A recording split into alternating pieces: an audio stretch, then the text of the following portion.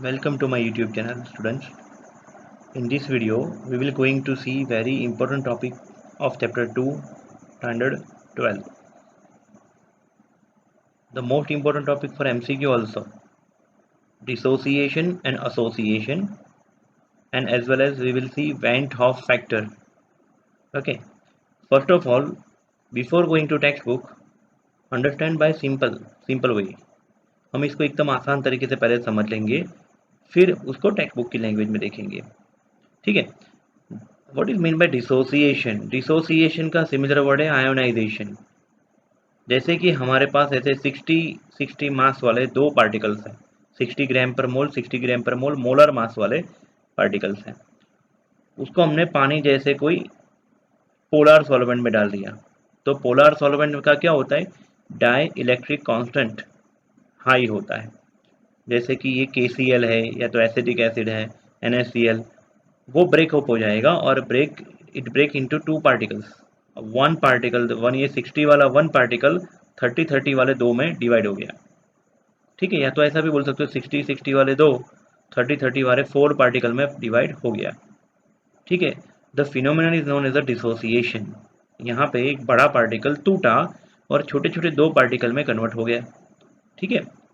जरूरी नहीं कि दो ही पार्टिकल में, भी ऐसा भी हो सकता है कि 20 के 3 हो जाते 60 में से. समझ में आ रहा है? तो डिसोसिएशन यहाँ पे हुआ. It means number of particle जो इधर थे उसकी कंपेयर में प्रोडक्ट में नंबर ऑफ पार्टिकल्स क्या है बेटा? ज़्यादा है. ओके. तो नाउ सपोज थियोरिटिकल मास जो हमने अज्यूम किया है 60 ग्राम पर mole, theoretical means normal molar mass, and experimental molar mass हमें कितना मिला? 30, क्योंकि वो डिवाइड बाई 2 हुआ इसलिए. अगर डिवाइड बाई 3 होता तो 20 हो जाता. अभी ड्यू टू डिसोसिएशन, ये पॉइंट याद रखिए आप, what kind of changes happen due to dissociation? number of particle increases. suppose हमने 1 मोल NaCl डाला होता, 1 मोल NaCl या तो 1 mole KCl in 1 kg water. I repeat, 1 mole NaCl और 1 mole KCl in 1 kg solvent.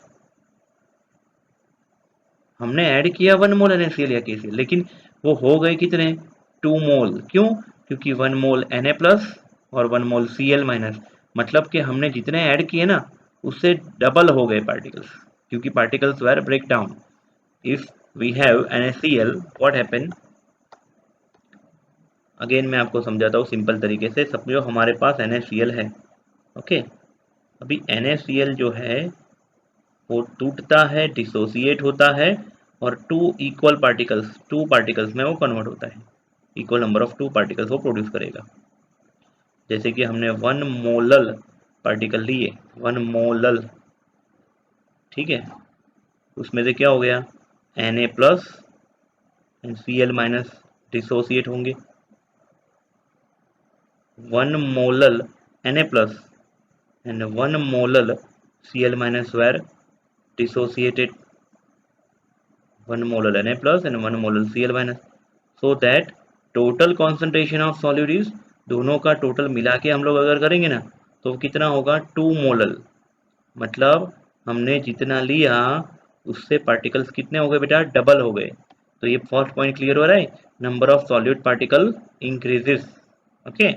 हमने जितने ऐड किए पानी में डिजोल्व होने के बाद पार्टिकल्स क्या हो गए? डबल हो गए.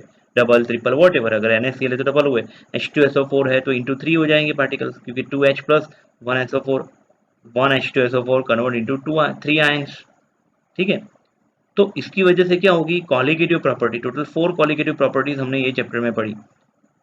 रिलेटिव लोअरिंग वेपर प्रेशर, फिर elevation in boiling point, depression in freezing point, osmotic pressure. So the colligative property depend on the number of particles. If the number of particle increases, colligative property also increase than expectation. Abnormal molar mass of a solute decreases. ये हमने देखा कि भाई normal molar मास कितना था? 60 था. Abnormal molar मास कितना हो गया? 30. तो abnormal molar mass decreases compare to normal molar mass. ठीक है. और ये हम लोग समझेंगे आई के बारे में कुछ ही मिनट में. आई greater than 1. For dissociation, I always greater than 1. Remember, for dissociation, I always greater than 1. तो इतनी चीज़ें हमने डिसोसिएशन में याद रखनी है जो मैंने बताई शॉर्ट में, टू दी पॉइंट। अभी मैंने टेक्स्ट बुक की लैंग्वेज यूज़ नहीं करी है, सिर्फ सिंपल लैंग्वेज में आपको समझाया कि इतने पॉइंट डिसोसिएशन के लिए आपको याद रखना है। फिर एसोसिएशन के लिए क्या याद रखना है आपको। सपोज मेरे पास 60-60 वाले दो पार्टिकल है, अगर वो इकट्ठा होके 120 वाला एक पार्टिकल बनाएगा तो इसको बोलते हैं एसोसिएशन। मतलब ये पार्टिकल क्या हो गए, जुड़ गए, एक बड़ा मॉलिक्यूल बना दिया। तो नॉर्मल मोलर मास क्या था, 60 ग्राम पर मोल।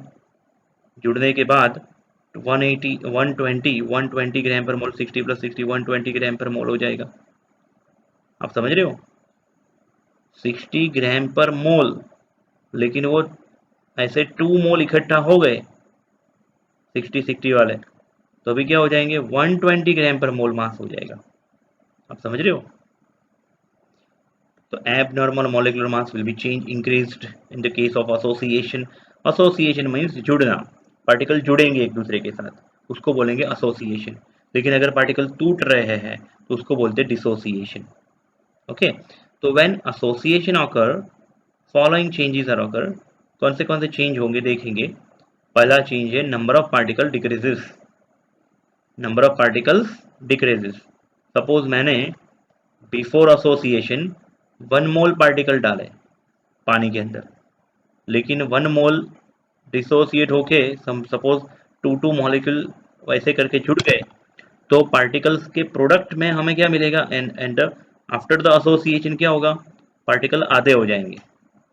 सपोज एक सिंपल एग्जांपल लेता हूँ, मैंने 10 मॉलिक्यूल ऐड किए, लेकिन 2 करके जुड़ गए, तो प्रोडक्ट में हमें कितने, मतलब फाइनल कंडीशन में हमें 5 मॉलिक्यूल्स मिले, बड़े बड़े पार्टिकल्स। तो नंबर ऑफ पार्टिकल्स क्या हो गए, आधे हो गए। जैसे यहाँ पे मैंने पार्टिकल्स दिए थे 2, इफेक्ट उनको 2 की दिखानी थी, लेकिन पार्टिकल बन गया बड़ा 1, तो कॉलिगेटिव प्रॉपर्टी भी चेंज होगी कि नहीं। Number of particle decreases, experimental value of colligative property decreases, because number of particle decreases the colligative property also decreases. Abnormal molar mass of solute increases, याद रखिएगा, फर्स्ट 2 चीजें डिक्रीज हो रही है, तीसरे वाली चीज क्या हो रही है, इंक्रीज। ओके, और आई जो इवेंट ऑफ फैक्टर के बारे में मैं डिस्कस करूंगा, i less than 1, for association always i less than 1 होता है। नेक्स्ट हम जाते हैं बच्चों, टेक्स्ट बुक के वर्ड टू वर्ड जाएंगे। टेक्स्ट बुक का टॉपिक है 2.7, टाइटल है एबनॉर्मल मोलर मास। ज़्यादातर ये चैप्टर में से बोर्ड के एग्जामिनेशन में न्यूमेरिकल आने के चांसेस हैं, लेकिन फिर भी कभी कभार थियोरी में ये एबनॉर्मल मोलर मास वाला टॉपिक पूछ लेते हैं। ठीक है। Ionic compounds when dissolved in water dissociate in cation and anion. Ionic compound like NaCl, KCl, तो उसमें क्या होता है, K2SO4, Na2SO4, कॉपर सल्फेट, वो positive ion and negative ion में कन्वर्ट होते हैं। Cation means positive ion, anion means negative ion, उसमें कन्वर्ट हो जाएंगे। For example, if we dissolve 1 mole KCl, KCl का मोलर मास है 74.5 ग्राम। अगर हमने 1 मोल KCl को पानी में ऐड किया, ठीक है, तो वो डिसोसिएट होगा। हमें एक्सपेक्ट ये है, we expect that 1 mole K plus and 1 mole Cl minus ion to be released in the solution, 1 mole Na plus and 1 plus K plus and 1 mole Cl minus 1 mole K plus and 1 mole Cl minus ion to be released in the solution. If this happen, there would be 2 mole total particles in the solution. Means 1 mole K plus 1 mole Cl, total 2 mole particles हो गए in 1 kg solvent, in 1 kg water. तो total molality मोल पर kg 2 मोल पर 1 kg, इसलिए molality हो गई 2। मेरे को मोलालिटी रखनी थी 1, लेकिन मैंने रखा कितना है, 2। क्यों रखा बेटा 2, क्योंकि एक्सपेरिमेंटली पार्टिकल्स कितने हो जा रहे हैं, 2 हो जा रहे हैं, इसलिए डेल्टा टीपी एक्सपेरिमेंटल कितने मिलेगा, 1.04 केल्विन। लेकिन समझो अगर मुझे इसके बारे में पता ही ना होता कि KCl डिसोसिएट होता है, तो मैं तो मोलारिटी कितनी रखता, 1 रखता। लेकिन ये तो कॉन्सेप्ट पता है कि डिसोसिएशन हो रहा है, इसलिए बंदा मोलारिटी के बदले क्या रखेगा, 1 के बदले 2 रखेगा। लेकिन अगर हमें यहाँ पे we know कि dissociation occur, that's why 1 mole KCl dissociates into 2 mole particles, 2 mole per 1 kg, that's why यहाँ पे मैंने मोलरिटी रखी बेटा 2 इंटू 0.532 kb होता है पानी के लिए, तो उनका delta TP elevation boiling point कितना मिलेगा एक्सपेरिमेंटल 1.04 केल्विन। मतलब कॉलिगेटिव प्रॉपर्टी यहाँ पे मैंने जो बात करी ना कि डिसोसिएशन में क्या होता है बेटा, कॉलिगेटिव प्रॉपर्टी इंक्रीज। हमें कॉलिगेटिव प्रॉपर्टी का अंदाजा था 0.52 इंटू 1 का, लेकिन हमें उससे डबल डेल्टा टीपी मिला। Practical value is more than theoretical value. Now if 100% KCl is dissociated, so instead of 1 mole particle in 74.5 gram KCl, there will be 2 mole particles in 74.5 ग्राम। अब समझो यार, हम KCl का मोलर मास क्या बोलते हैं 74.5 ग्राम पर मोल मॉलिक्यूलर मास, लेकिन KCl एक्चुअली में पानी में जब जाता है तो उसके कितने मोल प्रोड्यूस हो जाएंगे 2 मोल। तो we can say 74.5 gram KCl produce 2 mole number of particles.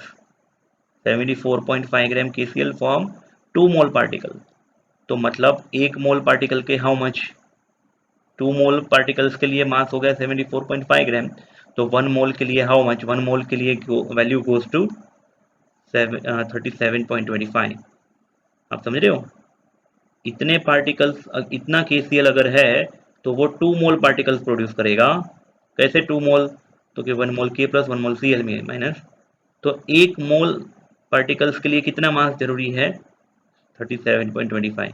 तो ये जो 37.25 है ना बेटा, वो उसका हो गया एब नॉर्मल मोलिकुलर मास। सुनिएगा, 11th स्टैंडर्ड की मेथड से जो आप ढूंढोगे, 11th स्टैंडर्ड में आपने काफी सारे एटम्स के एटॉमिक वेट याद रखे थे, 11th स्टैंडर्ड की मेथड से आप जो ढूंढोगे थियोरिटिकल होगा वो, थियोरिटिकल यानी नॉर्मल, लेकिन आपने एक्सपेरिमेंट किया और एक्सपेरिमेंट से आपने जो ढूंढा वो होगा एब नॉर्मल मोलिकुलर मास।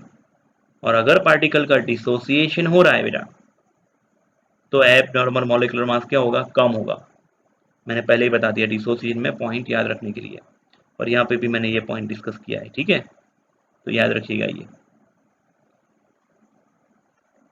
तो अगर हम बात करते हैं अभी एसोसिएशन की, एसोसिएशन से पहले मैं दूसरा एक KCl का एग्जांपल तो यहाँ पे मैंने लिया ही हुआ है कि KCl break down into 2 particles, लेकिन दूसरा एक पार्टिकल का एग्जांपल ले रहा हूँ एसिटिक एसिड। एसिटिक एसिड या तो इथेनोइक एसिड, पानी में जब हम उसको डालते हैं तो it dissociate into 2 ions CH3COO minus H plus. हाँ, लेकिन यहाँ पे रिवर्सिबल एरो है, मतलब जितने एसिटिक एसिड मैंने लिए हैं वो सारे के सारे ब्रेकअप नहीं होंगे, है ना। पिछले केस में मैंने KCl में क्या लिखा था 100% डिसोसिएशन होकर, लेकिन यहाँ पे 100% नहीं हुआ, पार्शियल डिसोसिएशन हुआ, कोई प्रॉब्लम नहीं। लेकिन फिर भी नंबर ऑफ पार्टिकल एक्सपेक्टेशन से क्या होंगे, बढ़ेंगे, इसलिए एसिटिक एसिड का जो उसका जो सॉल्यूशन का जो कॉलिगेटिव प्रॉपर्टी होगा वो भी इंक्रीज होगा। चलो ठीक है, अभी हम लोग ये तो समझे डिसोसिएशन के लिए KCl का केस और एसिटिक एसिड इन वाटर, लेकिन अभी हम लोग समझेंगे एसिटिक एसिड इन बेंजीन और in any non polar solvent, any non polar solvent which have less dielectric constant. पानी का क्या होता है, डाइलेक्ट्रिक कांस्टेंट ज़्यादा होता है, इसलिए उसको वो मॉलिक्यूल को आयोनाइजेशन करवा देता है। लेकिन बेंजीन, पेट्रोल, केरोसिन, डीजल, वो सब क्या करते हैं CCl4 कार्बन डाइसल्फाइड, वो ये कार्ब एसिटिक एसिड जो है CH3COOH, CH3COOH का स्ट्रक्चर ये मैंने ड्रॉ किया है CH3COOH, CH3COOH। लेकिन उसको जब हम बेंजीन जैसे सॉल्वेंट में डालते हैं तो क्या होता है, वो डायमेरिक एसोसिएशन अंडरगोस करता है। क्या बेटा, डायमेरिक एसोसिएशन मीन्स, अब देखिए यहाँ पे CH3COOH का एक मॉलिक्यूल, CH3COOH का दूसरा मॉलिक्यूल, तो यहाँ पे आप देखिए ये एक मॉलिक्यूल और ये दूसरा मॉलिक्यूल जुड़ गया, और ये दो मॉलिक्यूल जुड़ने के बाद एक बड़ा मॉलिक्यूल बनाता है। ये दो मॉलिक्यूल जुड़े और इन्होंने क्या बनाया बेटा, एक बड़ा मॉलिक्यूल, जिसका फॉर्मूला मैंने ऊपर लिखा हुआ है, देखिए आप, CH3COOH twice, whole twice, it means dimeric association हुआ यहाँ पे। Molecules of ethanoic acid dimerise in benzene due to hydrogen bond, ये जो डॉटेड लाइन मैंने ड्रॉ करी है बेटा वो हाइड्रोजन बॉन्ड की है। These normally happen in the solvent of low dielectric constant like non-polar solvent, petrol, diesel, benzene, CCl4, carbon disulphide. हाँ, वरना वही एसिटिक एसिड को अगर पानी में डालते तो उसका डिसोसिएशन होता, लेकिन हमने एसिटिक एसिड को किस में डाला है, बेंजीन या तो any any other non polar solvent, तो उसका क्या होगा बेटा, एसोसिएशन होगा। अभी if all molecule of ethanoic acid associate into benzene, then delta TB or delta TF, delta TB यानी elevation in boiling point, delta TF the freezing depression in freezing point will be half of the normal value। अगर मैंने 1 मोल solute add किया होता, 1 mole acetic acid in 1 kg benzene, उसका जो Kb का value होता है फिक्स होता है, उसके हिसाब से मेरे को डेल्टा टीबी मिलेगा। ठीक है, सोचिए 1 मोलालिटी मुझे बनानी है, लेकिन पार्टिकल्स हो जा रहे हैं आधे, हाफ, जितने ऐड किए उससे हाफ हो जा रहे हैं, मतलब उसका क्या हो रहा है, एसोसिएशन। तो मोलालिटी भी हाफ होगी, अगर मोलालिटी हाफ होगी तो डेल्टा टी भी हाफ होगा, डेल्टा टी बी या डेल्टा टी एफ। ठीक है, तो now in this condition molecular mass is twice then normal value. हाँ, अगर इसका मोलिकुलर मास 60 है तो प्रोडक्ट का मोलिकुलर मास कितना होगा बेटा, यहाँ पे 60-60 वाले दो पार्टिकल है, तो यहाँ पे एक ही पार्टिकल का मास कितना होगा, 120, तो मोलिकुलर मास इंक्रीजेस। ठीक है, तो such a molecular mass that is either lower or higher than the expected or normal value is called abnormal molecular mass। ठीक है, हमने एक एग्जांपल समझा डिसोसिएशन का, दूसरा समझा एसोसिएशन का, टेक्स्ट बुक की लैंग्वेज में। अभी इसका सॉल्यूशन क्या है, इसका सॉल्यूशन है आई। तो इन 1880 scientist Van 't Hoff introduced a factor I which is known as a Van 't Hoff factor। ये चीज जो हमें देखने को मिली कि मोलालिटी चेंज हो जा रही है, तो कंफ्यूज मत होइए, हम ये आई को मोलालिटी के साथ मल्टीप्लाई कर देंगे, कॉन्सेंट्रेशन के साथ मल्टीप्लाई कर देंगे। लेकिन पहले तो ये समझना होगा कि बेटा आई है क्या, आई को मल्टीप्लाई बाद में करेंगे, पहले तो ये समझेंगे कि आई एक्चुअली है क्या, है ना। आई के 3 फॉर्मूला है, याद रखिएगा, 1 2 3 यहाँ पे मैंने लिखे हैं। फर्स्ट फॉर्मूला है बेटा normal molar mass upon abnormal molar mass. Normal molar mass means calculated molar mass, M C means calculated, जो हम जैसे NaCl के लिए आप फटाक से बोल देते हो 58.5। कैसे 58.5 आपको पता चला, तो भाई सोडियम का एटॉमिक वेट 23, क्लोरीन का 35.5, आपने क्या लिख दिया 58.5, तो वो है calculated molar mass, normal molar मास। लेकिन अगर आप एब नॉर्मल, उसका तो डिसोसिएशन हो रहा है, तो उसका मॉलिक्यूलर मास 58.5 से कम होगा, उसको बोलेंगे observed molar mass.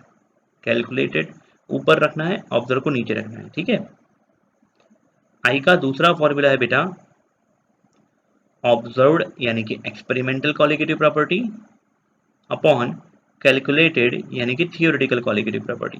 Colligative property कितनी है बेटा, 4, again P0 minus P upon P0, दूसरा डेल्टा टीबी, तीसरा डेल्टा टीएफ और चौथा पाई ऑस्मोटिक प्रेशर। चारों चार में अगर आप देखोगे ना, रिलेटिव लोअरिंग वेपर प्रेशर जो है P0 minus P upon P0, उसका फॉर्मूला है P0 minus P upon P0 is equal to W2 into M1 upon M2 into W1। मतलब उसके डिनोमिनेटर में क्या आता है, M2। Relative lowering vapour pressure is inversely proportional to M2। ठीक है, वैसे ही डेल्टा टीबी का फॉर्मूला देखो, डेल्टा टीएफ का, they also inversely proportional to M2। Osmotic pressure भी inversely proportional to M2। M2 means molar mass, इसीलिए यहाँ पे क्या लिखा है मैंने कि if number of particle decreases molar mass increases, if number of particle increases molar mass decreases. आप समझ रहे हो, तो molar mass and colligative property क्या है, इनवर्सली प्रोपोर्शनल में है। इसलिए अगर आप मोलर मास के in term of molar mass if you want to find I Van't Hoff factor, तो कैलकुलेटेड के अपॉन में ऑब्जर्व्ड, लेकिन if you want to find I in term of colligative property, observed के denominator में रखना है calculated value.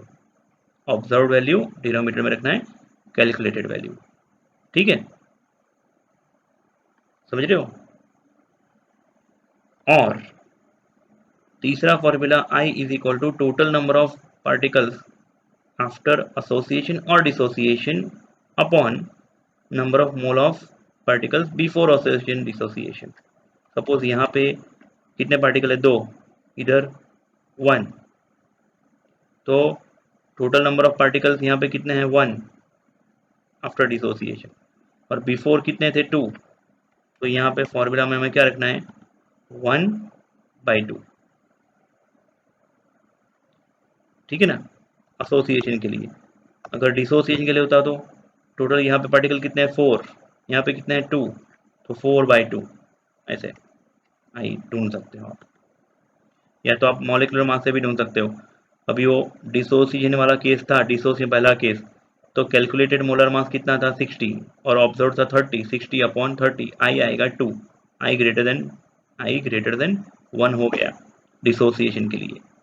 या तो एसोसिएशन के लिए क्या केस मैंने समझाया था, कैलकुलेटेड मोलर मास था 60 और ऑब्जर्व्ड था, मतलब एबनॉर्मल था 120, 60/120, आई का वैल्यू आएगा 1/2 यानी कि 0.5। फर्स्ट वाले फॉर्मूला से भी और थर्ड वाले फॉर्मूला से भी, इवन सेकंड फॉर्मूला से भी वही आएगा। ठीक है ना। अगर मुझे डेल्टा टी बी या delta T F 1 degree Celsius का मिलना चाहिए होता ऑब्जर्व्ड, लेकिन अगर एसोसिएशन हो रहा है बेटा, एसोसिएशन, अगर कैलकुलेटेड वैल्यू मुझे 1 डिग्री सेल्सियस का मिलना चाहिए था, लेकिन कैलकुलेटेड ऑब्जर्व्ड वैल्यू मुझे मिल रही है 0.5, तो 0.5 डिवाइड बाय 1 करूंगा तो आंसर क्या आएगा, 0.5 ही आएगा ना।